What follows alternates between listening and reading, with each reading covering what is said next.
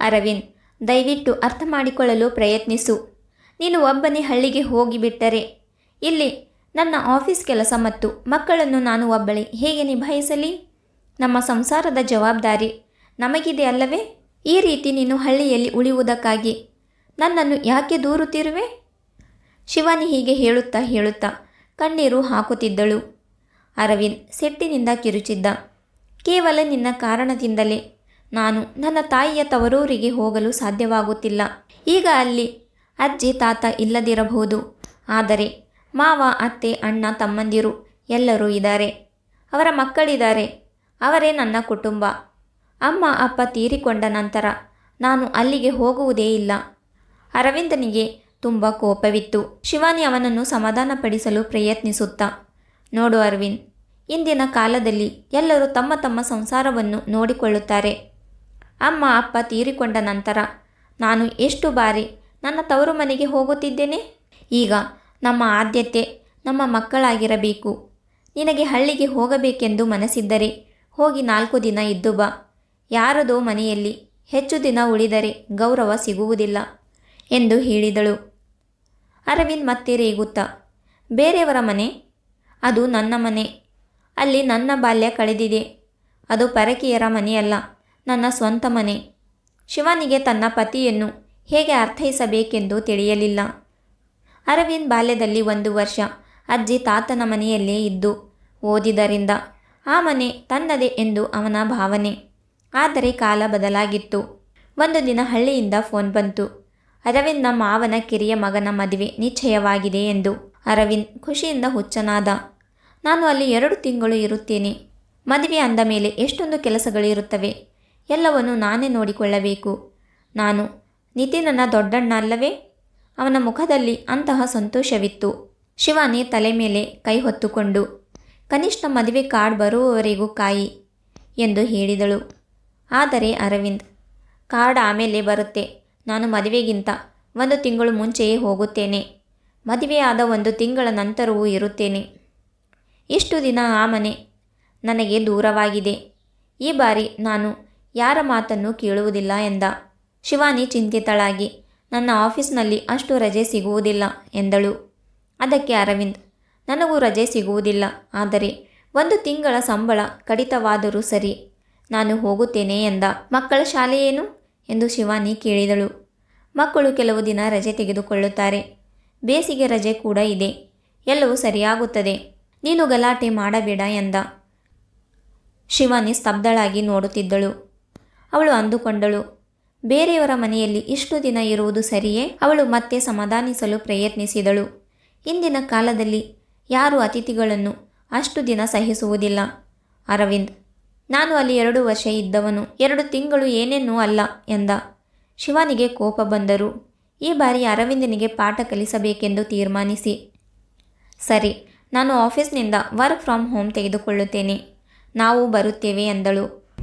ಮದುವೆಗೆ 1 ತಿಂಗಳ ಮುಂಚೆಯೇ ಅರವಿಂದ್ ಸಹ ಕುಟುಂಬ ಸಮೇತ ಅಲ್ಲಿ ತಲುಪಿದನು. ಅವರನ್ನು ನೋಡಿ ಮಾವ ಆಶ್ಚರ್ಯಚಕಿತರಾಗಿ, ಅರವಿಂದ್, ದಿಢೀರನೆ ಹೇಗೆ ಬಂದೆ?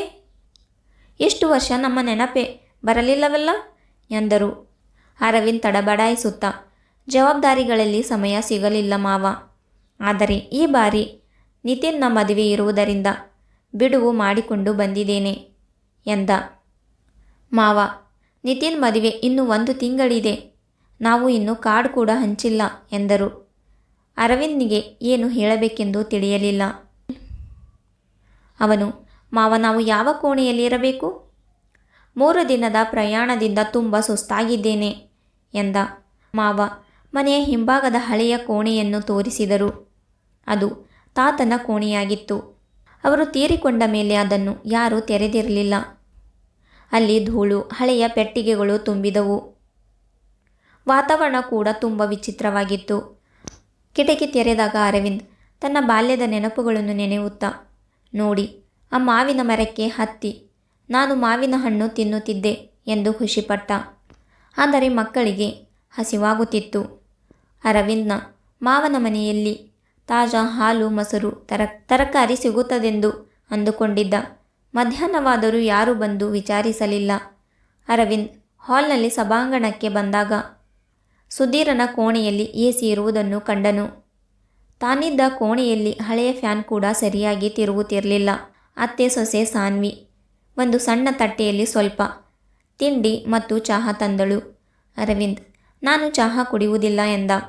ಆದರೆ ಅವಳು ಕುಡಿಯಿರಿ, ಏನಾಗುತ್ತದೆ ಎಂದು ಹೇಳಿ ಹೋದಳು. ಆ ಕಪ್ ತುಂಬ ಕೊಳಕಾಗಿತ್ತು.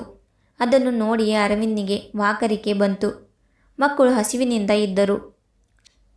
ಶಿವಾನಿ ಅಡುಗೆ ಮನೆಗೆ ಸಹಾಯ ಮಾಡಲು ಹೋದರೆ, ಸೊಸೆ, ನೀವು ವಿಶ್ರಾಂತಿ ತೆಗೆದುಕೊಳ್ಳಿ, ಎಲ್ಲವೂ ಸಿದ್ಧವಾಗಿದೆ ಎಂದು ಕಳುಹಿಸಿದರು. ಮಧ್ಯಾಹ್ನ ಊಟದ ಸಮಯವಾಯಿತು. ಊಟದ ತಟ್ಟೆಯಲ್ಲಿ ರಾಶಿ ಅನ್ನ ಮತ್ತು ಒಂದು ಸಣ್ಣ ಬಟ್ಟಲಿನಲ್ಲಿ ಆಲೂಗಡ್ಡೆ ಪಲ್ಯ ಇತ್ತು. ಎಲ್ಲರಿಗೂ ಅದೇ ಊಟ. ದಿನವಿಡೀ ಹಸಿವಿನಲ್ಲಿದ್ದ ಮಕ್ಕಳು ಅನಿವಾರ್ಯವಾಗಿ ತಿನ್ನಬೇಕಾಯಿತು. ಅರವಿಂದ್ನಿಗೆ ತುಂಬ ನೋವಾಯಿತು. ಆ ದಿನದ ನಂತರ ಅವರು ಹೊರಗೆ ಹೋಗಿ ತಿಂಡಿ ತಿಂದುಕೊಂಡರು. ಒಂದು ವಾರ ಕಳೆಯಿತು. ಬೆಳಗ್ಗೆ 10 ಗಂಟೆಗೆ ಒಂದು ಕಪ್ ಚಹಾ ಬಿಟ್ಟರೆ ಬೇರೇನೂ ಸಿಗುತ್ತಿರಲಿಲ್ಲ. ಮಕ್ಕಳು ಹಸಿವಿನಿಂದ ಬಳಲುತ್ತಿದ್ದರು. ಅರವಿಂದ್ನಿಗೆ ತನ್ನ ತಪ್ಪು ಅರಿವಾಯಿತು. ಒಂದು ಭಾನುವಾರ ಎಲ್ಲರೂ ನಿದ್ದೆ ಮಾಡುತ್ತಿದ್ದಾಗ ಅರವಿಂದ್ ಮತ್ತೆ ಹಸಿವಿನ ಬಾಧೆಯನ್ನು ಸಹಿಸಲಾರದೆ ತಕ್ಷಣವೇ ಮನೆಗೆ ಮರಳಲು ಟಿಕೆಟ್ ಬುಕ್ ಮಾಡಿದನು. ಸಾಮಾನ್ಯ ಪ್ಯಾಕ್ ಮಾಡುತ್ತಿದ್ದ ಅರವಿಂದನ್ನು ನೋಡಿ ಶಿವಾನಿ, ನಾವು ಹೋಗುತ್ತಿದ್ದೇವಾ ಎಂದು ಕೇಳಿದಳು. ಅರವಿಂದ್, ಹೌದು, ಇಲ್ಲಿ ನಮಗೆ ಸರಿಯಾದ ಊಟವೂ ಇಲ್ಲ, ಯಾರೂ ಸರಿಯಾಗಿ ಮಾತನಾಡುತ್ತಿಲ್ಲ, ಇಲ್ಲಿ ಇಷ್ಟು ದಿನ ಉಳಿಯುವುದರಲ್ಲಿ ಅರ್ಥವೇ ಇಲ್ಲ ಎಂದ. ಅವರು ಹೊರಟಾಗ ಯಾರೂ ಅವರನ್ನು ತಡೆಯಲಿಲ್ಲ. ಆಟೋದಲ್ಲಿ ಕುಳಿತು ಅರವಿಂದ್ ಮನೆಯತ್ತ ತಿರುಗಿ ನೋಡಿದ್ದ. ಮನೆಯಲ್ಲಿ ಧಾನ್ಯಗಳಿಗೇನೂ ಕೊರತೆ ಇರಲಿಲ್ಲ. ಹಿಂದೆ ತೋಟವಿತ್ತು. ಆದರೆ ಜನರ ಮನಸ್ಥಿತಿ, ಪ್ರೀತಿಗಾಗಿ ಜಾಗವಿರಲಿಲ್ಲ. ಅರವಿಂದ್ ಈಗ ತನ್ನ ತಪ್ಪನ್ನು ಅರಿತಿದ್ದ. ಮದುವೆಗೆಂದು ಮತ್ತೆ 2 ದಿನ ಬಂದು ಮದುವೆ ಮುಗಿಸಿ ಮರಳಿದನು. ಇಂದಿನ ಕಾಲದಲ್ಲಿ ಯಾರ ಮನೆಯಲ್ಲೂ ಅತಿಥಿಗಳಾಗಿ ದೀರ್ಘಕಾಲ ಉಳಿಯಬಾರದೆಂದು ಅವನಿಗೆ ಅರ್ಥವಾಯಿತು. ನಿಮಗೆ ಈ ಕತೆ ಇಷ್ಟವಾದರೆ ಲೈಕ್, ಶೇರ್ ಆ್ಯಂಡ್ ಸಬ್ಸ್ಕ್ರೈಬ್ ಮಾಡಿ. ಮತ್ತೆ ಸಿಗೋಣ ಇನ್ನೊಂದು ಕಥೆಯೊಂದಿಗೆ.